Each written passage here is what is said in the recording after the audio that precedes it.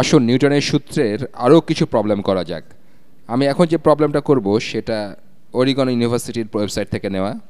ওয়েবসাইটটা হলো zebu.oregon.edu।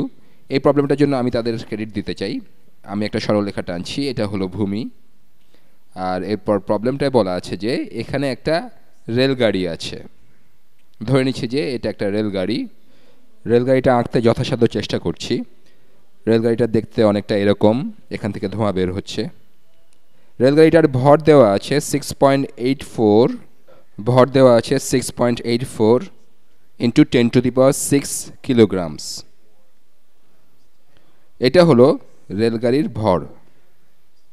এটা 80 কিলোমিটার/h গতিতে চলছে। তাহলে এটার বেগ, আমরা এটাকে প্রাথমিক বেগ বলতে পারি। আমার মনে হয় এখানে বেগ নিয়ে কিছু একটা জানতে চাওয়া হতে পারে। এটার প্রাথমিক বেগ সমান হলো 80 কিলোমিটার/আওয়ার। রেলগাড়িটা এদিকে 80 কিলোমিটার/আওয়ার গতিতে চলছে। রেলগাড়িটা ব্রেক করলে এর উপর পেছনের দিকে একটা নেট বল উৎপন্ন করবে। তাহলে ব্রেক এটাকে পেছনের দিকে টানবে, তাই তো?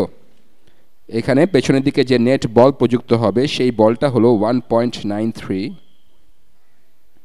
গুণ 10⁶ নিউটনস। বলটা হলো 1.93 ইন্টু 10⁶ নিউটনস। লেখাগুলো একটু হিজিবিজি মনে হচ্ছে এখানে। আর ব্রেক প্রয়োগ করা হবে 25 সেকেন্ড সময় পর্যন্ত। আমি লিখছি এফ সাব বি বা ব্রেকের প্রযুক্ত বল সমান 1.93 ইন্টু 10⁶ নিউটনস। আর এই বল প্রযুক্ত হবে 25 সেকেন্ড সময় ধরে।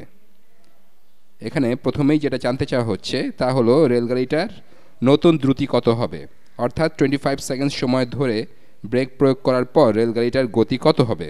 তাহলে আমাদের বের করতে হবে যে রেলগাড়িটা কত দ্রুত মন্দন লাভ করছে, বা এই পেছনের দিকে বলটার কারণে কি হারে মন্দন হচ্ছে। তাহলে আমরা আমাদের বেসিকে ফিরে যাই। আমি রং চেঞ্জ করে নিই, লাল রংটা একঘেয়ে হয়ে যাচ্ছে। বল সমান হলো ভর গুণ ত্বরণ। এটা মনে হয় মুখস্থ করার জন্য সবচেয়ে সহজ সূত্র। এখানে পেছনের দিকের বলটা কত, সেই বলটা হলো 1.93 ইন্টু 10⁶, 1.93 ইন্টু 10⁶। আর এটা সমান ভর গুণ ত্বরণ। এখানে ভর কত, ভর হলো এটা 6.8, এখানে পয়েন্ট হবে 6.84 গুণ 10⁶ গুণ ত্বরণ। আমরা ত্বরণ বের করতে চাই। মনে রাখবেন, বল যদি পেছনের দিকে টানে তবে ত্বরণও হবে পেছনের দিকে। তার মানে এটা রেলগাড়ির গতি কমিয়ে দেবে। আমি জানি এটা অনেক হিজিবিজি মনে হচ্ছে। এই সমীকরণের উভয় পক্ষেই 10⁶ আছে, তাই উভয় পক্ষে 10⁶ দিয়ে ভাগ করলে এটা কিছুটা সহজ হয়ে যাবে। এই সমীকরণের উভয় পক্ষকে 6.84 দিয়ে ভাগ করলে পাওয়া যায় ত্বরণ সমান 1.93 ডিভাইডেড বাই 6.84। আর এটার একক হবে মিটার/সেকেন্ড স্কোয়ার। আমি নিশ্চিত হয়ে নেই এখানে আমি এককগুলো সঠিকভাবে লিখেছি কিনা। এখানকার এই সংখ্যাটা হলো ভর, যার একক কিলোগ্রামস, আর এখানে বলের একক হলো নিউটনস। তাহলে ত্বরণের একক হবে মিটার/সেকেন্ড স্কোয়ার। এটার মান বের করার জন্য আমরা ক্যালকুলেটর ব্যবহার করব। দশমিক যুক্ত সংখ্যা কীভাবে ভাগ করতে হয় সেটা দেখিয়ে আমি আপনাদের সময় নষ্ট করতে চাই না, যদিও এটা দেখালে খারাপ হতো না। বেশিরভাগ মানুষ এটা ভুলে যায়। 1.93 ডিভাইডেড বাই 6. ভুল হয়ে গেছে, আবার করি। 1.93 ডিভাইডেড বাই 6.84, এটা সমান হলো 0.282। তাহলে এখানে ত্বরণ সমান 0.282 মিটার/সেকেন্ড স্কোয়ার। এখন বের করতে হবে 25 সেকেন্ডস সময় পর রেলগাড়িটা কত দ্রুত চলবে। এখানে বেগের পরিবর্তন কত, বেগের পরিবর্তন সমান হলো ত্বরণ গুণ সময়। আমরা যদি এই বেগকে পজিটিভ সংখ্যা ধরি তবে এখানে ত্বরণ হবে একটা নেগেটিভ সংখ্যা, তাই না? কারণ এগুলো পরস্পরের বিপরীত দিকে যাচ্ছে, তাই একটা অন্যটার উল্টো হবে। তাহলে বেগের পরিবর্তন সমান হবে এই -0.282 মিটার্স/সেকেন্ড স্কোয়ার। আমি এখানে একক লিখব না, কারণ এখানে বেশি জায়গা নেই। -0.282 মিটার্স/সেকেন্ড স্কোয়ার গুণ 25 সেকেন্ডস। এটা হিসাব করার জন্য আবার ক্যালকুলেটর বের করছি। তাহলে আমরা এইমাত্র যে সংখ্যাটা বের করেছি সেটাকে 25 দিয়ে গুণ করব। তাহলে গুণ 25, এটা সমান হলো 7.05, 7.05। তাহলে এখানে বেগের পরিবর্তন সমান হলো -7.05 মিটারস পার সেকেন্ড। ঠিক আছে, তাহলে দেখা যাক কি ঘটছে। রেলগাড়িটার প্রাথমিক বেগ হলো 80 কিলোমিটারস পার আওয়ার, আর আমরা বেগের পরিবর্তন পেলাম মিটার পার সেকেন্ড এককে। তাহলে আমরা এই বেগের পরিবর্তনটাকে কিলোমিটার পার আওয়ার এককে রূপান্তরিত করে নিতে পারি, অথবা আমরা প্রাথমিক বেগের এককে রূপান্তরিত করে নিতে পারি। আমরা কিলোমিটার পার আওয়ারকে মিটার পার সেকেন্ড এককে নিয়ে আসতে পারি, যে কোনো একটা করলেই হবে। আমরা এই মিটার পার সেকেন্ডকে কিলোমিটার পার আওয়ার এককে নিয়ে যাই। তাহলে কত মিটারে একক কিলোমিটার হয়? এখানে থাকবে -0.705। এখন কত মিটারে 1 কিলোমিটার হয়?